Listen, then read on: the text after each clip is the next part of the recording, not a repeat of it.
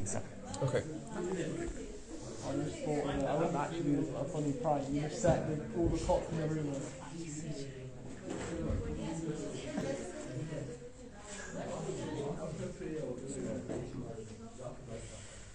بسم الله الرحمن الرحيم الحمد لله رب العالمين والصلاة والسلام على سيد المرسلين نبينا محمد وعلى آله وصحبه ومن تبعهم بإحسان إلى يوم الدين. We move on to hadith number 34. عن أبي سعيد الخدري رضي الله عنه قال سمعت رسول الله صلى الله عليه وسلم يقول من رأى منكم منكرا فليغيره بيده فإن لم يستطع فبلسانه فإن لم يستطع فبقلبه وذلك أضعف الإيمان. It's narrated by Abu Sa'id al-Khudri that the Prophet ﷺ said, or that he heard the Prophet ﷺ say, whoever of you sees an evil, he should change it with his hand. If he is not able to do that, to do so, then he should change it with his tongue. If he is not able to do so, then with his heart, and this is the weakest of faith. Okay, so the first thing is, we can see here that we are told if we can see something which is if we see something which is wrong, it says munkar, which is wrong or evil, we should change it with our hand. Now, does anyone know when it says munkar or evil or wrong, what sort of things are we thinking of? What comes to mind for people? Any? Disrespecting your parents? Yeah, something like that would work, yes. Basically, anything that is agreed on by all the scholars. Now, why is that important? Because there are many things, even in the important acts of worship, which have differences of opinion. Why so? Because sometimes the detail isn't even that important, that there are multiple ways in which the Prophet used to do it. For example, with the prayer, we have numerous narrations about how he used to pray, and whether his hands would be there, or there, or there, or whether he'd raise his hands up to his ears, or up to here, or when he's sitting at the end of the prayer, what he would do with his finger. So as you would all know, there are different ways, there are different opinions on this, how you do it, and therefore you will see many different people doing it in different ways. And similarly, when the Imam recites Al-Fatiha, the first chapter, at the beginning, afterwards, how do you say Ameen? Do you say Ameen? You shout Ameen? So, different people will do it in different ways. And often you find that someone will want to make everyone do it their way. And people will think that that's the kind of evil. So I'm seeing an evil, I need to change it with my hand. All those things don't count. Anything that there's a difference of opinion over it, from of course the reputable scholars, you wouldn't change that. Okay, that's the first thing. Second thing is, let's move on to this. So to change it with your hand. So if someone can change it, physically change themselves, they should do so. Right? If someone actually has the power to go and change it themselves, they can. They should do so. And now when it says change with your hand, it means actually enforcing the change. So it doesn't have to. For example, it could be that you are the director of a company, and then some sort of problem comes in. Like for example, you're the director of a charity, let's say, and then someone brings in a new form of getting money which involves interest or something. So you just tell everyone, okay, we're not going to do that anymore. You make the call that, okay, we're abandoning this. That would come under what? That's not actually changing with your tongue. That's changing with your hand, because you're actually doing it, right? You're making the decision. You're making the change. Okay. What's next? If you can't do that, if you can't make the change yourself, if you don't have the power to make the change yourself, then you change it with your tongue.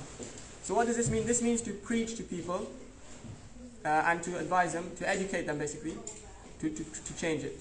So you yourself can't make the change yourself, but you at least call people to do that. You tell them why this is wrong and why this is changed. So you're not actually doing it yourself there, you're trying to encourage other people to do it. And then what's the third thing? If he's not able to do any of those changes, then he should at least what? At least with his heart.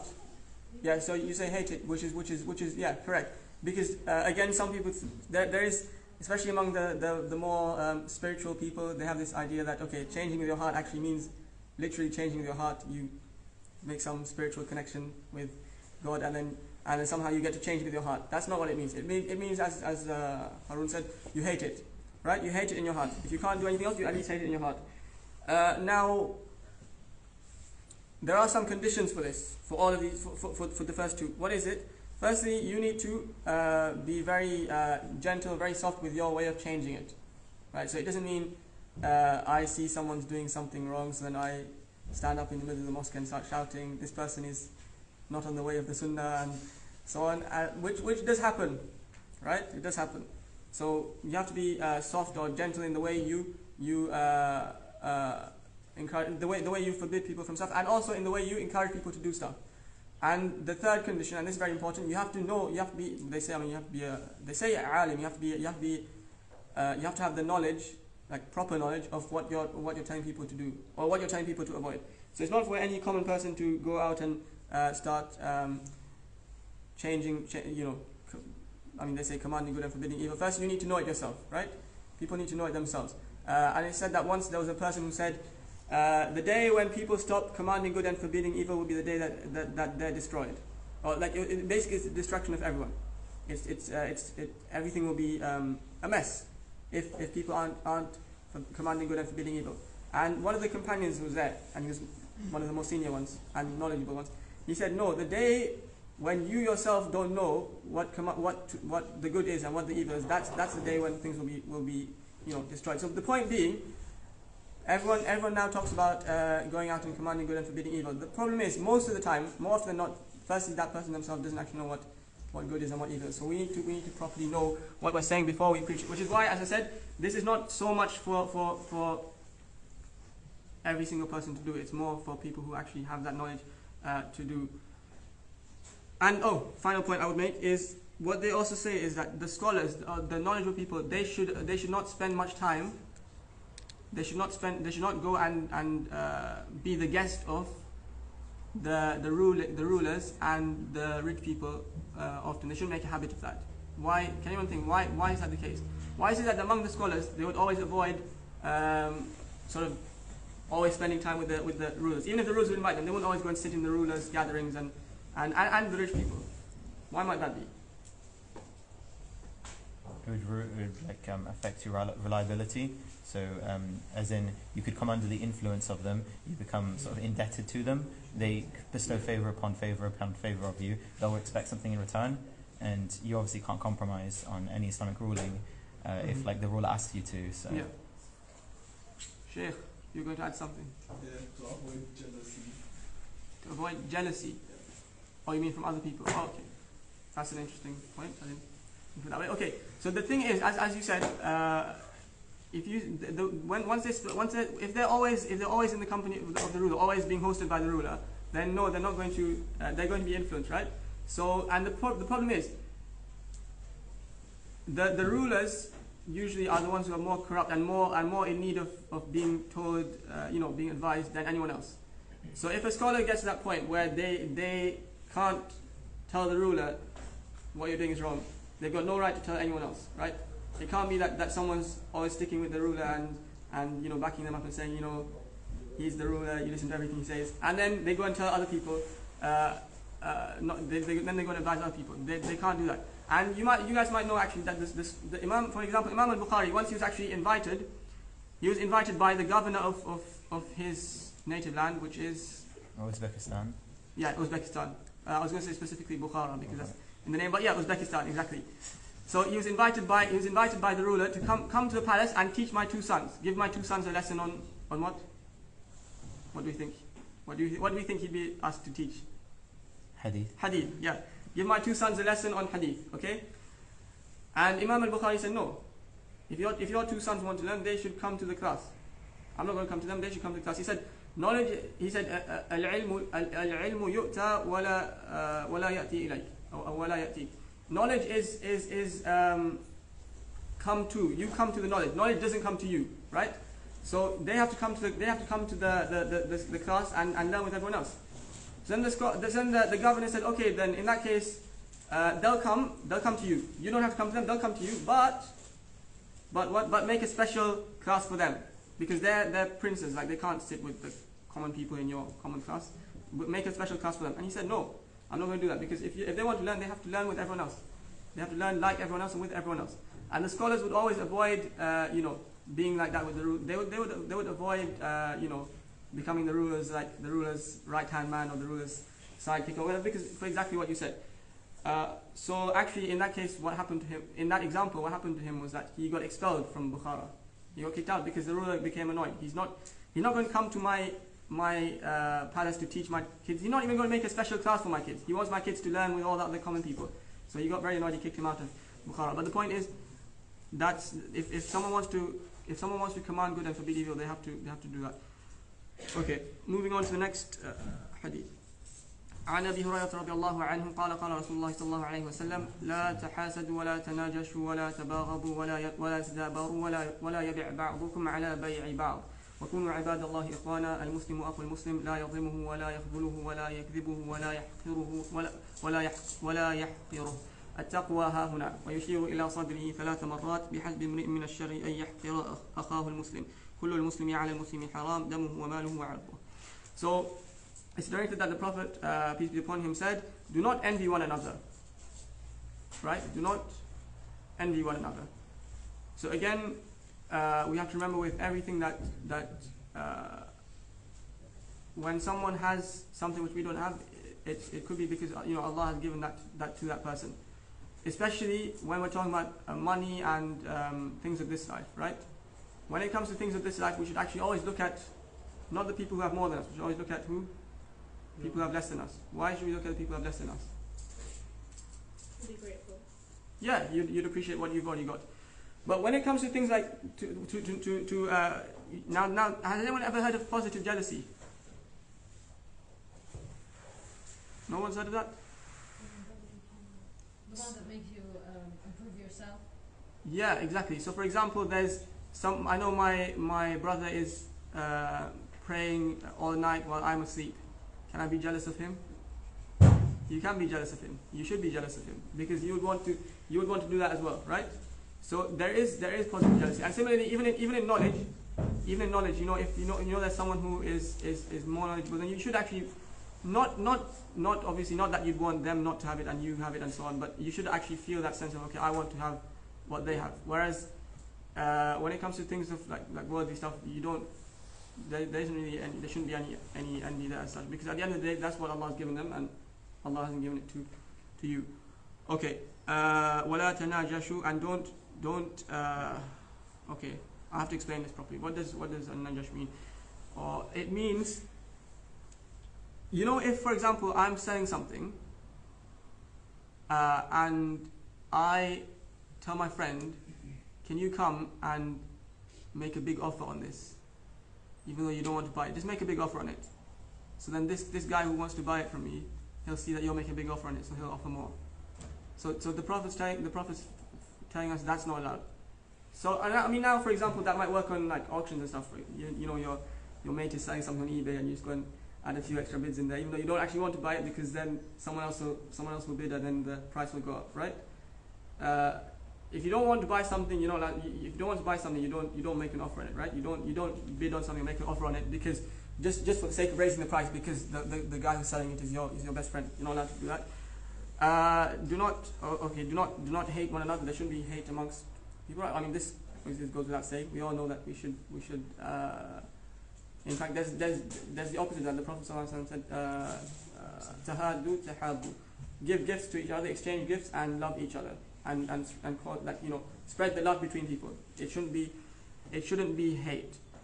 But yeah, by the way, so because I just mentioned that, I should explain what that means. What does it mean to give gifts? So it doesn't just have to be on Eid or something like that, but even in general, exchanging gifts, right? Just giving gifts to, if you go to someone's house, whatever, give gifts to them, they give gifts to you, and like that, people spread love between themselves. So don't hate one another. وَلَا تَدَابَرُوا, and do not turn away from one another. So again, if someone says salam to me, what do I have to do? I have to say it back to them, right? So it can't be like we have this sort of problem between us, and then whenever we bump into each other in public, we just deliberately avoid each other, right? There are people who do that. I see someone coming, oh wait, it's him, and I turn around and go the other way. We're not allowed to do that, right? And oh, by the way, about the specifics of it. So if two people have a problem between them, can they not avoid each other for a while, just to sort of cool things down? Yes. Yes? 3 days. One of the conditions, 3 days. Yeah, good. That's what I was looking for. 3 days. So you're allowed to do that for 3 days. After 3 days, it's not allowed anymore. And people will be sinful if they do that for more than 3 days. And in some of the scholars also say, yeah, your good deeds aren't properly going to be accepted then. If there are people out there who you're sort of boycotting, so to speak, for more than 3 days, then it becomes a big problem. And وَلَا يَبِعْ بَعْضُكُمْ عَلَى بَيْعِ بَعْضٍ. So do not undercut one another in trade. Now actually one of the examples people give that is even now that's to do with contracts. So now it doesn't have to be even something you're selling, but also contracts, like even for example marriage contracts. Does anyone know if someone's proposed to a particular person and you know that? Someone's made an actual proposal and you know that, and then you also want to marry that person, are you allowed to? No, right? So if I know that someone's made a proposal to a particular person, I'm not allowed to go and propose to that person as well, because based on this, the Prophet says that you can't do that. Is that between is it same for both genders, or is it different per gender? Good question. It would be the same for both genders. Yeah, you can't. Now that obviously that raises a whole new question, which many people would be surprised at. Does a woman propose to a guy anyway in the first place? But let's talk about that another time. Okay, so he does not oppress. Okay, do not. A Muslim is a brother of another Muslim, right? So again, you guys know that we all address each other as brother, sister, and so on, right? Because a Muslim and people are brothers of each other. So now there are in a way there's more than one kind of brotherhood. So there's the brother of blood, right? Or brother and sister, blood brothers. Then there's brotherhood in Islam. So every Muslim person is your brother, right? That's how you know. Like one of the things people like to say is every time someone accepts Islam, they're like, do you know you now got 1.7 billion or how many billion brothers and sisters? Yeah. So then there's that, and I mean there is also brotherhood in humanity. Like a person could be your brother. The reason I say that is because why do I say that? Because often now you have to know a particular word could have different meanings depending on what the context is. So sometimes someone will see brother in a hadith and they won't know what does it mean. What exactly does it mean? When it says, for example, I remember there was this guy who he was saying to me, very simple brother, may Allah reward him. He was saying to me that, oh, I know the hadith that if you backbite someone, then on the day of judgment you have to bite the back of your brother. And he's saying, what if you don't have a brother? I was like, yeah. So yeah, obviously the word, just like with anything else, the word brother, it has a particular, it could have different meanings depending on where it comes. And as you guys might have already noticed, actually let's see how well people have been paying attention. Does anyone remember there was a hadith we did in the 40 hadith before, where I said brother here actually means brother in humanity. Not blood brother, not brother in Islam, brother in humanity. Does anyone know what it was? Does anyone remember it? The one about Ithar, I think. The one about? Ithar. Ithar, yes, exactly, the one about Ithar. Yeah, so not necessarily ithar, but just you love your brother what you love for yourself. Yeah, love for your brother what you love for yourself. So love for your brother what you love for yourself. It was actually for your brother in humanity, right? Because your brother in humanity, just as you love to be guided and you love you love that in the next life you would be successful, right? That you would have paradise and not hell. In the same way, you should love that also for your brother in humanity. So every person we know, we should love that for them as well. We should want them to be saved from hell and to go to paradise. So anyway, the point being there, right? Anytime you read any text, the Quran, Hadith, whatever it is, always understand that each word has a particular meaning in each place. Like it doesn't have to be that, okay, over here it means this, so over here it also means this. Okay, a Muslim is a brother of a Muslim. He does not oppress him, nor does he fail him, nor does he lie to him, nor does he hold him in contempt, right? So all these things. لا يظلمه ولا يخذله ولا يكذبه ولا يحقره.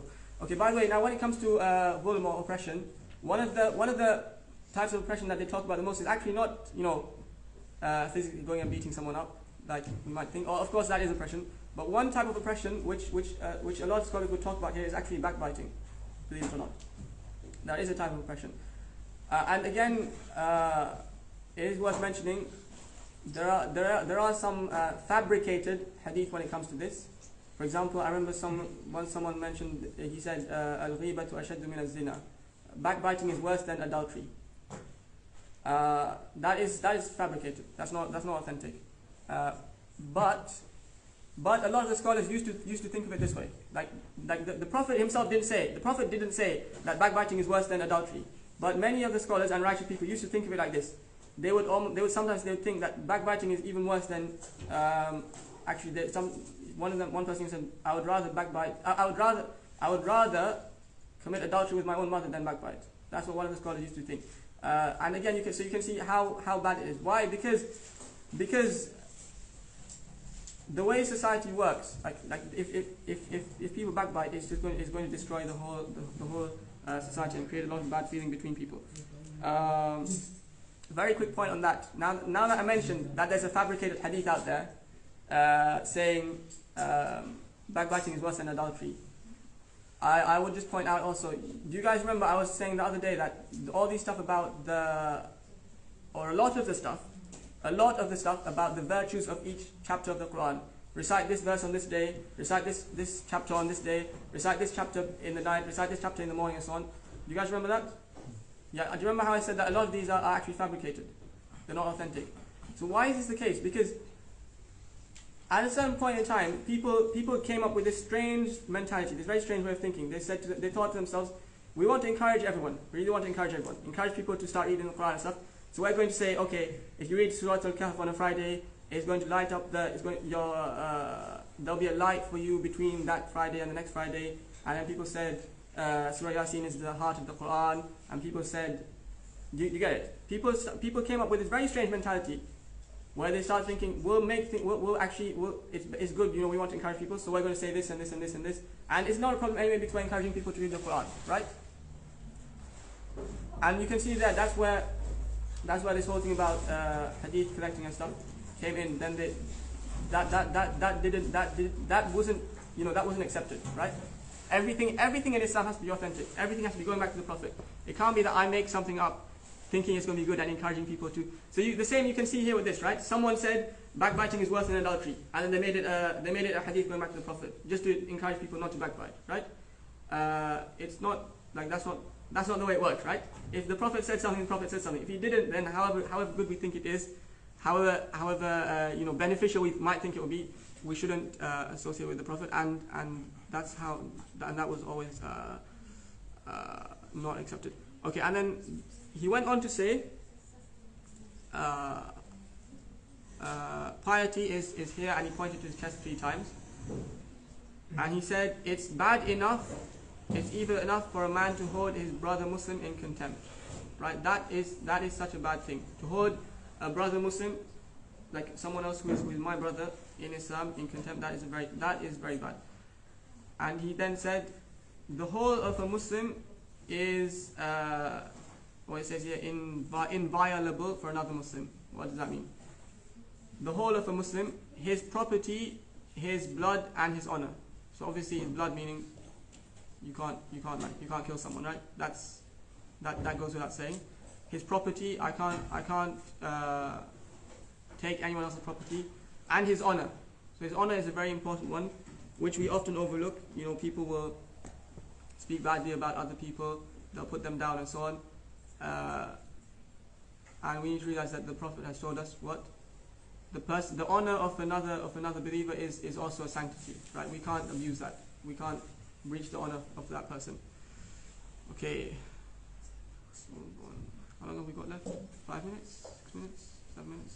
Just Something like 5-6 minutes. Okay, well, Could end it there.